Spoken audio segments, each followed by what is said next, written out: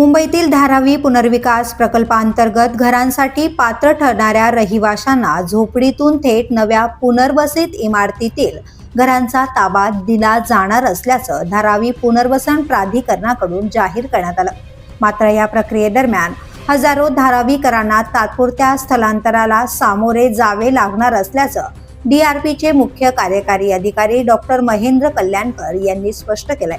त्यानुसार काही रहिवाशांना संक्रमण शिबिरांमध्ये हलविण्यात येणार असून काही रहिवाशांना घरभाड्याचा पर्याय देण्यात आलाय।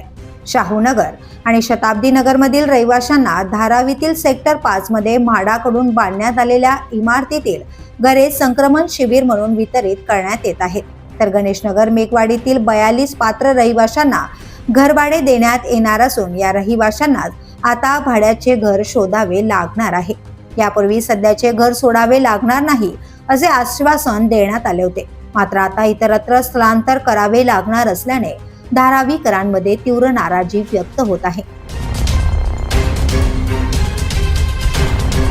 The police news bureau, Mumbai.